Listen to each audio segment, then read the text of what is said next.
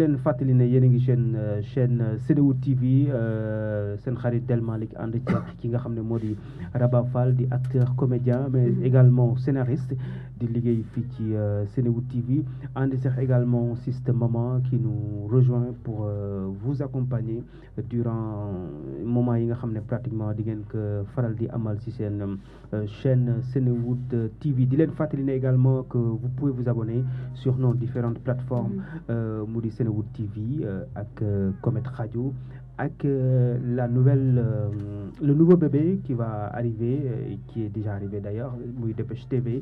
Dépêche TV c'est le seul lieu où vous pouvez vous informer le plus rapidement possible. Alors sama gars yi wax naa leen tout à l'heure que ne sujet yi yëpp nañ si ñëwaat di ko benn parce que Sénégal bëri na ay cas. Sénégal ci cas la ñuy bëri na ay mbir. ci cas la ñuy xëy léegi nag li ma bëggoon nag ñi ñëw nag mooy diggante Wally Seck ak Youssou Ndour. suñu papa Youssou Ndour mi nga xam ne pratiquement c'est un artiste qu'on ne présente plus sur la scène sénégalaise et internationale. nekk koo xam ne liggéey na liggéey bu am solo ci wàllu musique. liggéey boo xam ne kenn dootu ko naatable yëkkati turu Sénégal fu ne ba ci dimbali ay nit wala sax taxawu ay nit ci li nga xam ne mooy groupe de presse bi nga xam ne peut-être amal na ko gannaaw ba mu continuer di wéyal li nga xam ne mooy musique am ba jot a investir ak yeneen ki nga xam ne nag mooy Wally Seck le jeune Faramareen qu'on aime bien qu'on respecte beaucoup di def liggéey bu am solo également di marqué benn empreinte am ci musique sénégalaise am di ko defee ak nu mu gën a rafetee di def lu baax di wax lu baax di damay profiter sax di nuyu sama xarit Ndiaga Oro di ko jaajëfale bu baax ak tout le staff de Wally et sa femme également qui est très généreuse comme on le sait tous donc Wally donc nekk koo xam ne ku ñuy ñaanal la ku am avenir la macha allah xëy na li mu am ci at sax xëy na suñu papa jooju di Youssou Ndour double na atam mais ñu gis ne sénégalais yi ñu ngi sonal nit ñi nag quoi vraiment ak rivalité Youssou Ndour Wally Seck jóge nañ ci Youssou Ndour Papa Thione ndeysaan yal na ko yàlla yërëm te xaare ko mu nekkoon ku dëggu mais nit ñi ñu ngi alimenté polémique bi quoi ba ci lii xew ci Diamniadio yéen loolu naka ngeen ko dundee. Bon je me dis que ni ak lu mu mënti doon suñu papa Youssou Ndour moom mooy mag moom mooy kilifa. Je peux dire que ne ak lépp lu mën a xew. Wally doom la ci moom. bu defee erreur am na droit réprimander ko. am na droit woo ko ba mu ñëw waxtaan ak moom. mais rivalité warul am seen biir ñoom ñaar. parce que Wally comme je l'ai dit doom la. Youssou Ndour apporté nañu lu nekk ci àdduna. tout à fait waaw. mais Wally aussi mi ngi ci yoon boobu. mi ngi apporté lu nekk. en plus mi ngi def ay gestes yoo xamante ne ay gestes nombreux la. ku ci am problème tey bu ko yëgee mën na la ci jàppale. mais dafa fekk ne Sénégal moo bëgg kaa. dañu bëgg di ñodd ay wax. su wax amee tey bu dee 5% dinañ ci yokk 100%. donc nañu bàyyi di alimenter diggante nit ñi parce que tey ñu ne Youssou Ndour bu subaa ñu ne Ndiaga mais loolu tamit dafa am lu ko gën a sabab. lu ko gën a suuxat. mais surtout si jamono ji stade bi. du woon Wally Seck ak Youssou Ndour. mais Wally Seck la ak Ndiaga Ndour. parce que c'est pas normal. nit jox la télé musique 3 jours avant nga ñëw ne ko dafa reer parce que xam nga ne ñi fa ñëw Wally Seck moo fa andi côté boobu nag version yi ñuy dégg bëri na. waaw dégg wuñ version Ndiaga. version Ndiaga génnagul. mais Wally aussi def na fa geste boo xamante ni. c'est à remercier parce que def na tour stade bi. nuyu na fan sami génn dem. kenn ne dafa gedd. yow du gedd parce que. son bi nga war a way buñ gisul kele ba doo way. alors que dégg naa taxaw na ci scène bi pendant 30 minutes. 30 minutes di xaar ñuy tekk son Fally Poupa. ñu naa la gisuñu kele bi loolu tamit te ñëpp ñi fa waroon joué ñëpp joué.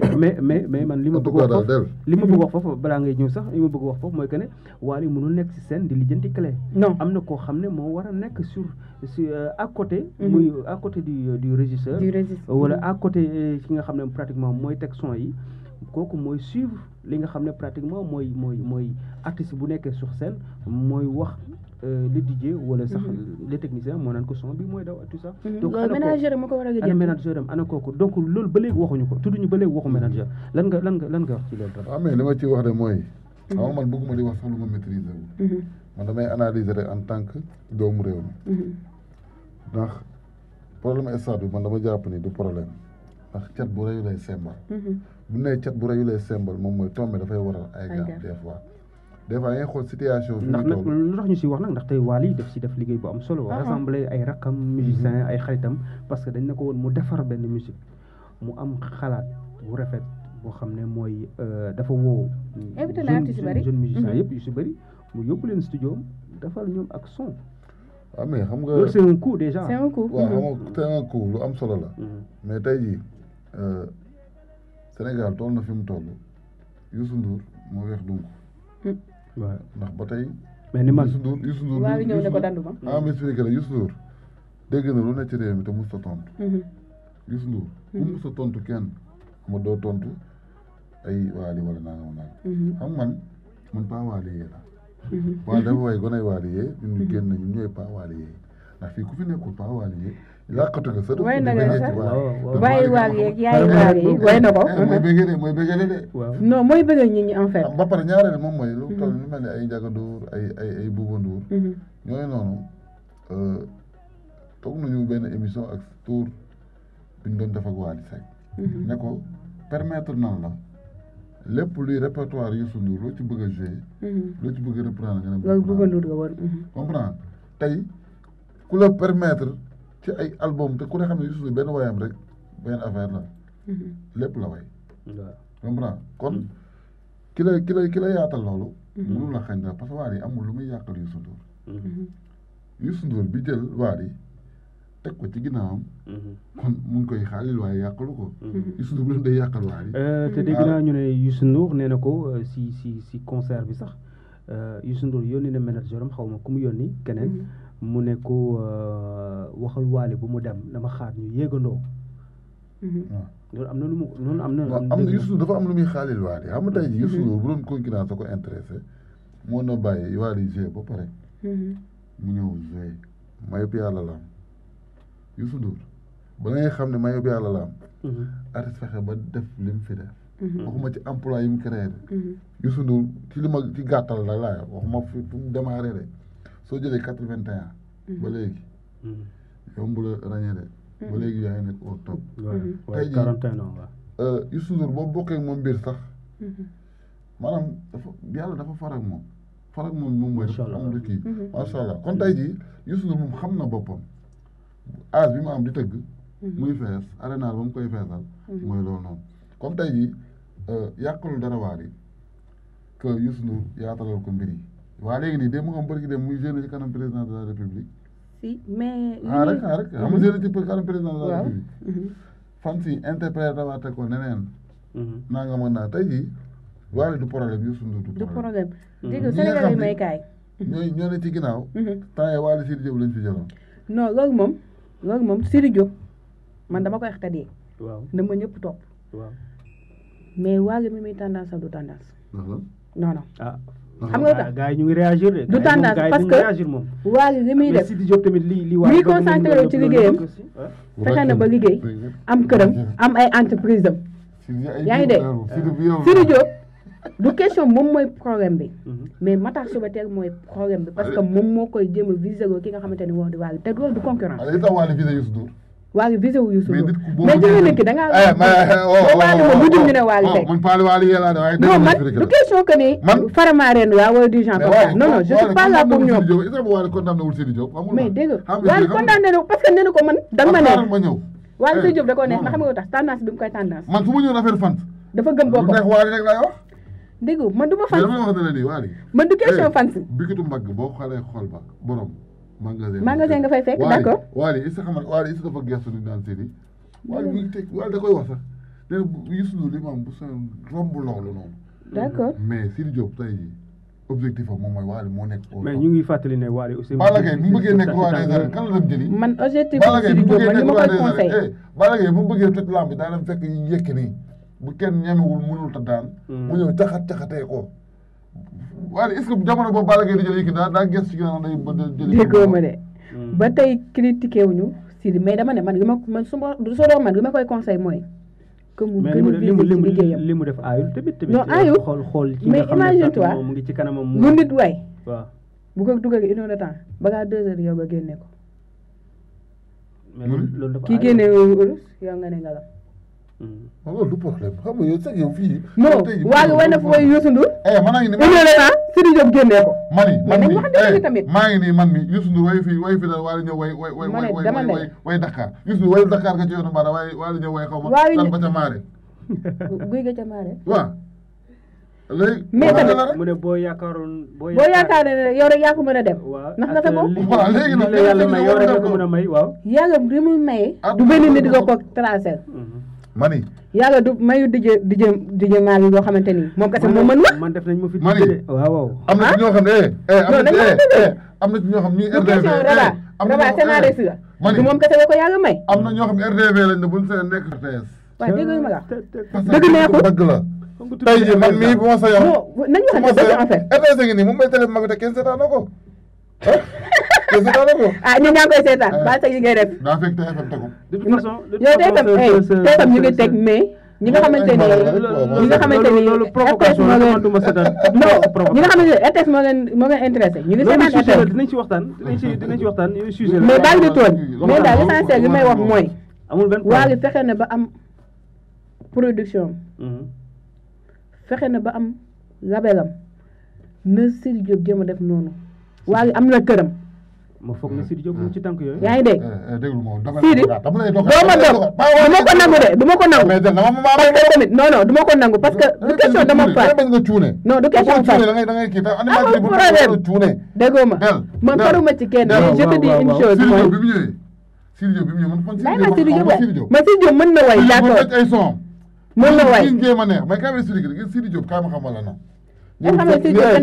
ñëwul fekk ram daan taxaw ñëwul fekk labelam taxawal de ñëw na waal daa juddu waaye da cay juddu daa juddu papaam di way créé ram daan waaw maanaam kër gi mu ngi mel nga yeewoo kër gi ba rek papaam boo tëggul sax da ngay mën a tëgg papaam déggoo gi papaam wax waaye bu doon bëgg-bëggam tey nga jour interne day bokk ci coupe Sénégal bi international lay doon waaw d'accord parce que footballeur yooyu ñëpp xam nañ loolu mais yàlla destin moom mooy que ni day li papam xaalifa lay jaar Sidi Diop jàmbaar la de moom Sidi Diop waykat nga déggoo ma kenn dàq ko way d'accord naa mu dëkk de man Paawaali Yelaa da Sidi Diop Paawaali Yelaa de d'accord naa mais bu Sidi Diop dégg naa Sidi Diop daa yëg boppam dégg naa Sidi Diop am reconnaissance wul am na ñu koy wax doomam de man loolu am na ñu koy wax ñaa ngi koy wax la sama benn boy ci daa xam mooy El Pocho borom teg El Pocho sama boy la léegi loolu noonu moom ñu koy dund ak boobu problème am la mais li am solo ba am solo moom mooy tey jii Wally su nekk au top Wally tey jii moom ba fekk Pape Diouf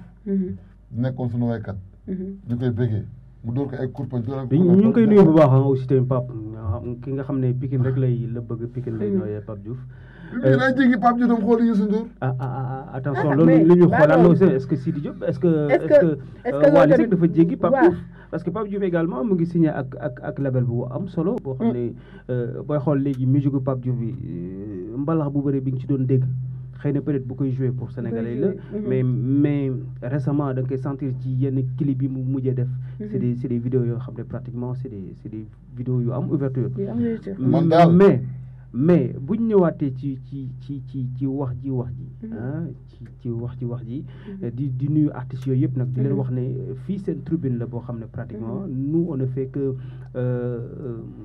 discuter waxtaan ci li nga xam ne pratiquement nit ñi moom lañ koy wax moom la ñuy waxtaanee ci mbedd mi ci internet bi parce que man jàpp naa ne internet mooy mbedd bi léegi si loo bëgg a xam lu ne dugal ci internet bi donc voilà donc nit ñi gisatoo nit ñi ñuy traîner ci mbedd mi gisatoo nit ñi ñuy def naka suñu noonu ci mbedd wala rarement exceptionnellement léegi tout se dit sur le net donc mbedd mi mooy le mbedd numérique man loolu lay faral di wax dafa am loo xam ne tamit dafa nekk ci Wally nit ñi war cee roy am lu nekk ci Youssou Ndour nit ñi war cee roy Youssou Ndour fexe na ba créer emploi ci réew mi Wally aussi créer na ay emploi vraiment egseeguma foofu man damay wax ci que ni xam nga tey jii Youssou Ndour même lu waaye créé sa bët bi fa nga koy teg ndax daa ñëw imposer télé des médias comprends mu kii groupe Futurs Médias. des médias Bougane la de.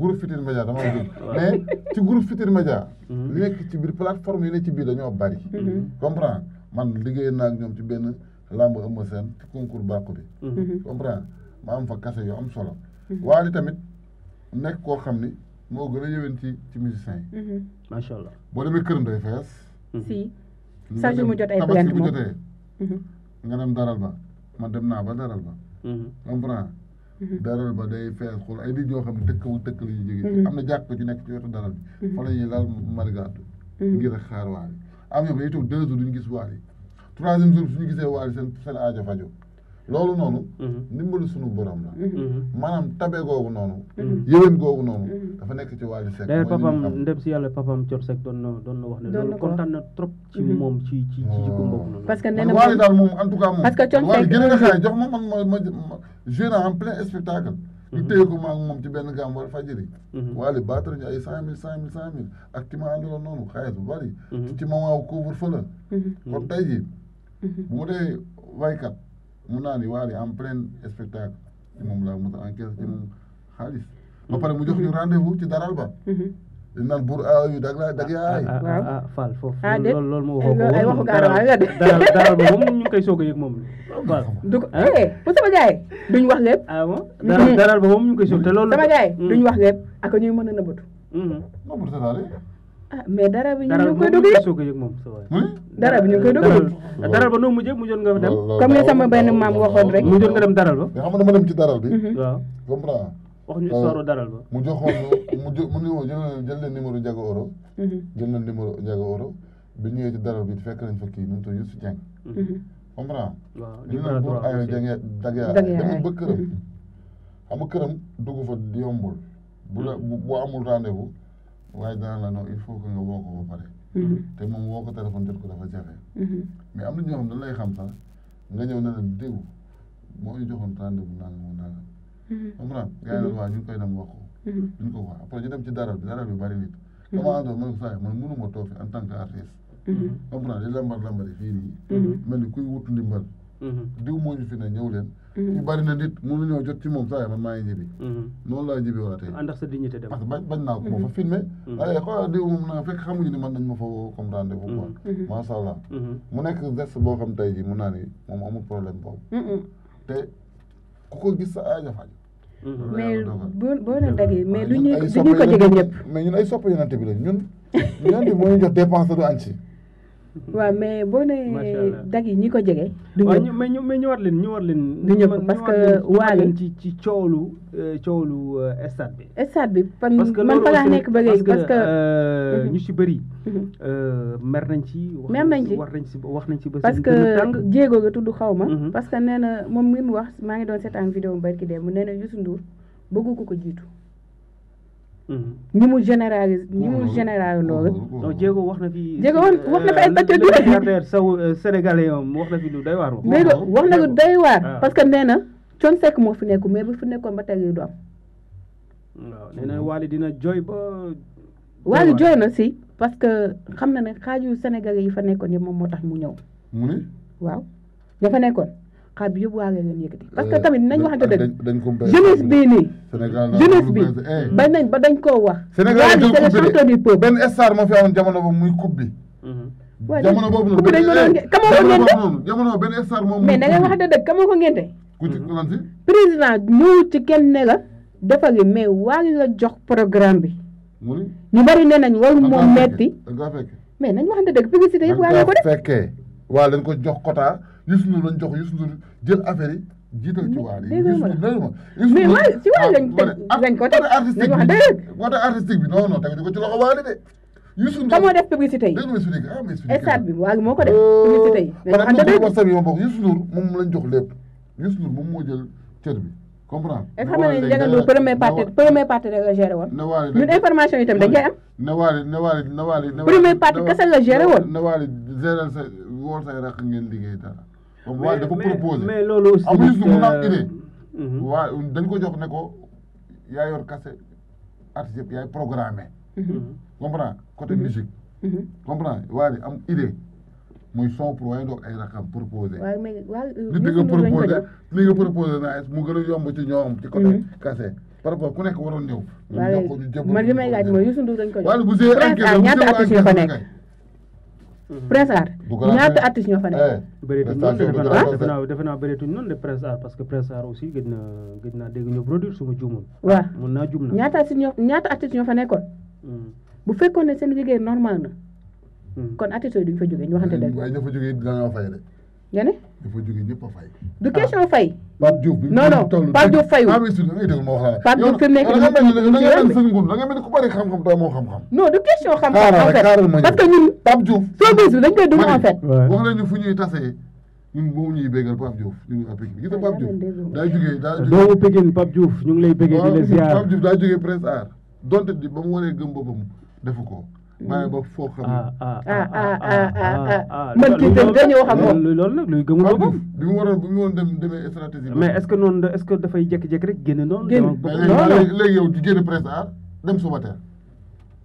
waaw léegi génn Prince Art dem Subatel lu bu gën a yees. non est-ce que Subatel tamit gënul am au stop au sommet di ko toj ñëpp naan titi gars yi naan ko da nga war a génn bi mu génne da koo gis. man am na label yoo xam duñu ay cuune c'est ay professionnel lañu. comprends ay professionnel lañu gars yi amuñu opportunité bi Wally am na ay moyens wu décrocher ay professionnel au niveau international teg leen. Prince Art am au niveau international teg leen. ba ñu mën a këpse am nga labelam. Faramareen musique muy dem yoonam.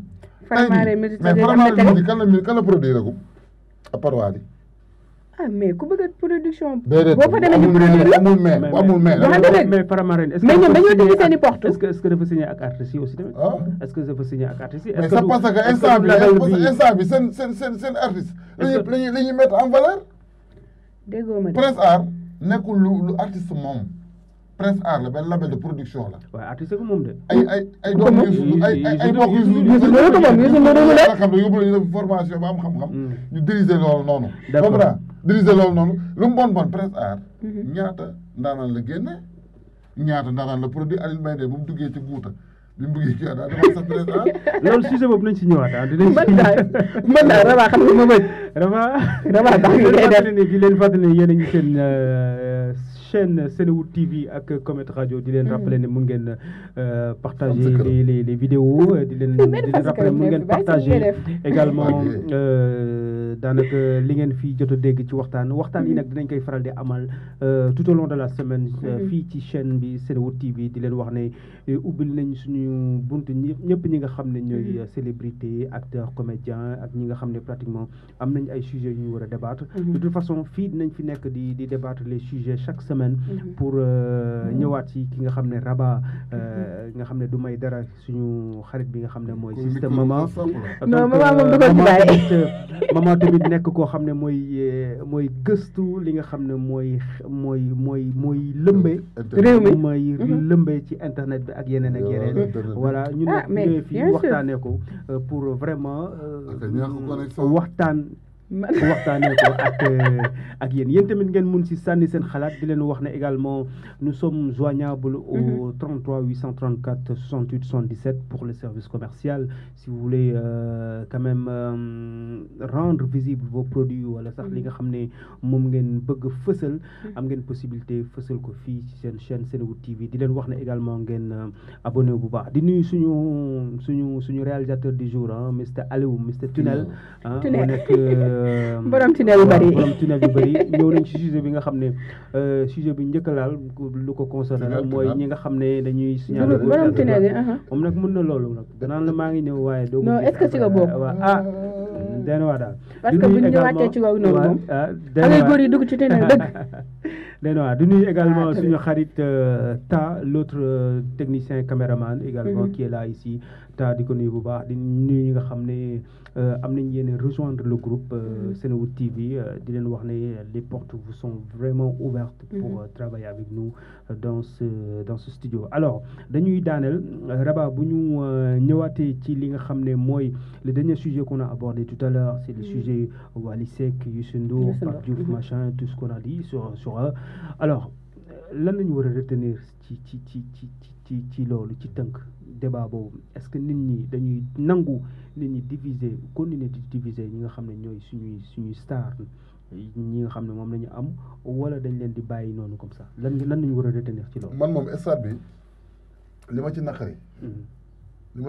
Man sax damaa sob sax di wax ay waxu problème waa rek Youssou Ndour. waru moom sax waxee foofu li ma ci fi ma waroon waxee mooy que ni ñun artistes comédiens yi nga xam ne sentiruñ ci suñu bopp. waaw ñun sentiruñ woon suñu bopp ci fête boobu moo tax bëgguma ci woon sax wax. lu jëm ci stade bi. ña ko organisé woon sax mere naa mere goo xam ni bëgguma ci woon sax wax. kan joxul kan xajul leen ci ngeen def. prestation xajaluñu ci comprendre xajaluñu ci.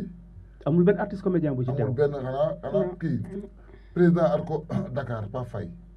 nga xam ni non moom moo waroon MC la woon. moo doon bu nekkee MC tamit moo ne ni kat artiste comédien dañ ci am part. mais foofu nekk fa ko en tant que comédien. il était là-bas en tant que présentateur de l'événement. moo jiite artiste comédien yi nekk fii ci Sénégal. association des artistes comédiens du Sénégal mooy seen président moom bu toogee warul lijjanti baatam artiste la war a lijjanti moom waratul toog sax di lijjanti boppam kuy lijjanti baatam mooy li mu mën ci baatam boppam lay lijjanti. mais li mu jiite non mais quand même loolu prestation la dañ koy woo fay ko mu liggéey ko mu def liggéeyu MC liggéeyu maître de cérémonie. Youssou Ndour oui dafa lijjanti musiciens yi comprends. maanaam yéen foofu dañ leen fa ba pare moom il se jàpp dañ leen fa xeexalul dañ leen fa teewalul. tey jii danseurs yi participé nañ bépp danseur bu nekk ci biir réew mi regroupé nañ la ñoom Pape Moussa ñoom waa Sorano waa Blaise Senghor def mise en scène bu am solo ci danse. mais xëy na tamit loolu lu amul la xëy na dafa antuwul. xëy na lu antuwul la xëy na. manifestement am na fii tamit la même chose danse bi mooy loolu il faut tamit ñu xam ne acteurs comédiens yi. dañ leen jox gëdd artistes comédiens yi. dañoo bokk ci réew mi. maa ngi sama benn copain sax dettu mu ngi créé sax mouvement ci laa bokk. ñi nga xam ñooy président yi nga xam ñoo ne ci kaw national. nañuy jàppale wax maanaam seen kàddu fa mu egg. ñun suñu kàddu mën na fa bañ a egg. man tey sama kàddu sa eggoon ci côté ministère. damay nee nañ kat di ñun am nañ ci part am nañ ci cër. war nañ ci mën a gis suñu bopp. war nañu moo def ay mise en scène yoo xam du ñu wax. xam nga du ñu wax mais mën nañ def mise en scène boo xam ne day wax ci couleur réew mi di wax ci valeur réew mi. xam nga loolu da ciy am solo trop ñu bàyyi ci xel bu baax a baax. beneen bi moom mooy que ni mbër yi bu leen ñu fontoo yéen tamit. bàyyi leen kuy signature contrat di wax ak sa mbokku mbër. naan ko da ngay théâtre. mais mbëri bu leen ñu fontoo tamit loolu tamit sa waay yow. mais est-ce que xam loolu tamit doy na waar de. mais non xam nga tey jii ku mu naqari. mbër bu ma ci wax naa nga sax parce que tamit li may wax da nga koy def. gis nga mbër mi def signature contrat li muy njëkk a wax moom mooy. bu moroomam waxee wax boobu dafa dëgër sax ñu ne ko yow da ngay théâtre. comédien. mais ñun ngem wuñu defuñu yaramu neen. àdduna gépp duñu si mbéy. waaye ngëm bu aayul tamit de. waxuñu daa aay de. waxuñu daa aay de dama ne ñun artistes yi. dañu correct defuñu yaramu neen. ngemboonu jàppuñ suñuy ngemb ñuy langal. waaw loolu beneen loolu sujet la. beneen sujet la. maman ñu bàyyi la nga daaral ci li nga xam ne moom nañ ci mujjee waxtaanee diggante Youssou Ndour ak. ah bon. waaw bu paree waaw maman ñu bàyyi léegi du mën na koo bàyyi ma wax ndax xam ne man moom su ma waxee rek réew mu yëngu dëgg neexul mais jusque ne mooy li ma doon wax sànq rek concurrence amul sénégalais yi nañ bàyyi suñu waykat yi ñoom xamante nañ seen biir bu ñu amee seen problème mën nañ ko jënd seen biir te dara jug mais sénégalais lu mu dugg ko ne rax ci përëm bu doon tëgg or bu dee 10 grammes 1 gramme yi nga ci def si def përëm ngay doon ba ngeen di ngeen nekkee sax gama ngir yàlla ak yonent bi ba ngeen di xamu taal buy tàkk ndànk dinañ ko xamu ba muy jël ci kaw ba potolamp yi jot ci kon nag sarax la ñu ngir yàlla ngeen bàyyi suñu artistes yi ñu ngi jënd seen i cas ñu jënd seen i problème jàmm ñëwaat ci réew mi parce que réew mi nag réewu jàmm la ku ko bëgg a taal ku nekk suñu borom da ngay effacer rek moom imposer fi jàmmam dëgg neexul mais artistes yi tamit war nañ di leen bàyyi xel chaque jour mooy saa su ne li may wax parce que 1 2 3 soo waxee ñu ne day comédie pourtant comédien yi tey boo stressé ñoom nga mën a seetaan pour sa xol neex te mu dëgg te muy leer sa stress ñoom ñoo koy dindi donc nañ bàyyi 1 2 3 ñu ne théâtre amul sens si am na sens théâtre bi amul sens mooy yeetewul déglewul loolu amul sens mais fii ñi fi nekk ay jàmbaar lañ ñu ngi defal seen dëkk parce que du question dañuy yàq mais li am Sénégal la ñuy génnee sujet yi nekk ci réew moom la ñuy jeexati di ko génne parce que ñoom mënuñu ko gis tout à fait mais ñun dañuy dugg fu ne artiste fu ne lay dugg animatrice yi noonu donc li am Sénégal rek la ñuy génnee nga la waaye nañ bàyyi artistes yi ñuy suusi si dañ joxaat ngeen seen cër bu baax a baax jaajëfal siste maman di la wax ne di nga ñëwaat toujours dans cette même lancée pour wax ci sujet yi nga xam ne sujet yu am solo la ñu bàyyi la nga daaneel sa dernier message ban message ngay tàggatoo déjà avant ñuy demaat ci waa ji ak problème yi ak mbëri da nga fi nar a am problème ak mbëri non mbëri tamit c'est vrai parce que waruñu lu jug rek ñu ne da ngay théâtre théâtre métier la am nañu dañ ci am salaire en fait tout à fait kon ñoom li ñuy bëree am ci salaire théâtre aussi noonu nga ko nit di defee da ci am salaire tout à fait kon dañ bàyyi seen signature de contrat yi ñuy bëgg di animer naan bu nit waxee ñu ne day comédie wala day théâtre non bu leen xeeb ñu suñu métier d'accord am na solo de toute façon thème bu ñuy aborder waat la lu ñuy ñëwaat la très prochainement Raba ñu bàyyi la nga daaneel di wax ne sëñ Mountakha nga xam ne ñu ngi koy ñaanal mu yàgg fi lool te wër lancé na benn message bu am solo man message boobu depuis bi ma ko déggee daf ma neex mu ne Lac de Guiers bi la bëgg mu ñëw Touba loolu nag kuy murit kuy sénégalais képp kuy africain wala sax ngay nit pour man war nga def yitte bëgg-bëggam boobu yàlla antul ko man vraiment man damay kontaan daal su may dégg sëñ bi di poser ay acte mais vraiment man mbégte bi ma si amal beneen mbir la quoi donc ma si ñaax ñëpp nag murit xaadir laayeen tout ñëpp xam naa ne sëñ bi moom ñëpp ko bëgg du murit di kese du laayeen kese waaw mooy mbégte mi donc man loolu je tenais vraiment à le dire di ñaax ñëpp ñu participer parce que sëñ moom lu mu bëgg lu ne xëy na suñu borom antul na ko ba pare sottil na ko ba pare xëy na ñun la bëgg ñu barkeelu ci rek ñu am si ngërëmal suñu borom moo tax peut-être mu ñu ko yëgal mais amaana peut-être ay pexem ak ñamu xam ak ñamu mën a lijjanti ñooñu mën nañ ko andi ba fi mu nekk nag lu am solo je tenais à le dire et c'est l'occasion de remercier toute la communauté mouride qui nous reçoit en ce moment un peu partout alors Raba ñu bàyyi la nga daadal waaw bëggoon naa daanalee sax ci benn poème boo xam ne ci jigéen ñi laa ko jagleel ci weeru mars bi xam naa ne après laa ciy ñëw donte mokkagul dama koy lire après di ko wax rek mais damay gërëm ki nga xam tey jii mooy xalifa général des xaadar Cheikh Aya ñu fàttali ne moom mu ngi Pikine waaw ñu ngi koy ziar aussi ndeysaan macha allah tey ci dimanche ji la war a jógee Pikine mun naa ni deret yenente bi waaw semaine bi yëpp muy woon Pikine maanaam bàyyi fi leer comme chaque année ni mu koy bàyyi fi ay ñaan yu am solo yoo xam ne ñoom dafa am solo di bég bu baax a baax ci sëñ Mountakha comme ni ko del waxee waaye di gërëm bu baax a baax sëriñ Birahim Niang borom jaaro yi nga xam ne moom yóbbu ba Ndar géej ñu naan suñu jaaro nag sëñ Birahim Niang moom dañ koy gërëm rek te gisaguñ suñuy jaaro ñun tam suñu wàllu tamit sëñ Birahim Niang boo bëggee sponsoriser émission bi aussi tamit yónnee ñu suñu jaaro aussi tamit suñu jaaro ci nag bi waxtaan bi sëñ Birahim Niang fu ne sama waa ji mu ngi la fay tudd nag vraiment nga nekk ku baax ku ñu gis koo xam ne yaa ngi def lu rafet ci internet bi mais ñun aussi tamit suñu jaaro sëñ bi comme ni mu wax noonu si sëñ Birahim mu nekk nit ku oyof nit ku modeste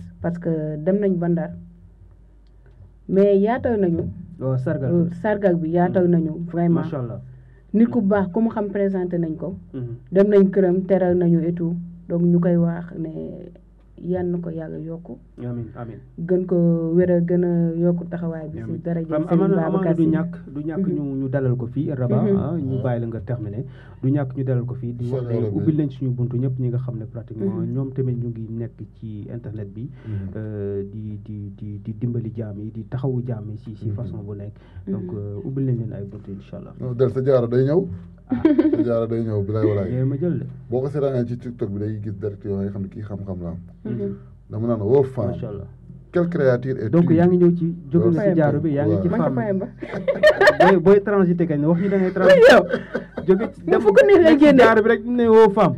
fu ko neex lay génne fu ko neex sa femme bi moo war a tëj lépp lépp nga xam ne mooy loolu noonu. fu ko neex lay génne moom. macha allah c'est que dafa am solo maa ngi koy waajal na le 11 juin. damay def sargal bu mag a mag di sargal di ko sargal moom sëñ Birahim Niang. kon yow jot nga jot sa jaaru. le 11 juin jot nga jot sa jaaru. chaque jour mi ma ñëw jël si ko. mais ñàkk jot moom mu tënk. ak sërif bi fi nekk quoi. macha allah général day xaar nga xam waaw ñu ngi koy ñaanal bu baax chérif bi yàgg fi lool te wër. di nuyu sama xarit Sibi. Sibi waaw Sibi di ko nuyu bu baax. di ko nuyu di am mbégte. saa su bëggee am ci moom dara. yonent bi laa koy tuddal. waaw yaa bëgg yonent bi. moom dafa bëgg yonent bi ba nga xam ni. loo bëgg am ci moom boo jaaree ci yonent bi dafa bëgg koo xamante ni ku ko bëgg ku nekk nee na sa àdduna yàqu na. parce que bëgg ko rek mooy ñu war. donc Sibi ñu ngi lay ziar di la féddali suñu cofeel ci yow. Cheikh Sadbou Sibi. di la wax ne namm nañ la. mu Cheikh Baxay la yokkal ñaan vraiment gis nañ taxawu bi gis nañ lépp. kon sama waa ji ñu bàyyi la ak sa poème bi. jigéen tuddul jigéen. jigéen jigéen la tudd. ô femme, quelle créature es-tu lorsqu'on croit te connaître, l'on te découvre. Ô femme, lorsqu'on dit ne pas te connaître, tu te fais découvrir. Ô femme, qui es-tu alors? Au futur du temps qu'on te côtoie, puis ton découvre ta complicité. Ô femme, ton fragilité, ta beauté, ton charme, ton physique, ta douceur et ton intelligence font de toi un être presque parfait. Ô femme, tu es la base, la protection, procréation et l'éducation de l'être humain. macha allah koy tënkagum foofu rek. waaw macha allah mu nekk lu am solo poème boo nga xam ne suñu xarit Raba jot na ko bind en hommage à toutes les femmes qui nous reçoivent en ce moment di la sargalaale en même temps siste maman ci plateau bi di nuyu toutes les mamans qui nous reçoivent et qui sont en train de nous suivre de manière générale. Alors mbégte la woon vraiment ñu ànd ak yéen fii ci Senewood TV di leen wax ne dans la semaine également di ngeen amaat beneen numéro boo xam ne dinañ waxtaan ak yeneen pàcc ak sama deux chroniqueurs yi à savoir Mr Raba scénariste acteur comédien et directeur artistique également du label Comet Media et Sister Maman également qui est notre chroniqueuse. Merci à vous, on se retrouve dans la semaine. Mon nom c'est Del Malik et j'espère vous retrouver très bientôt. Merci. N'oubliez pas de vous abonner sur Senewood TV. Peace out.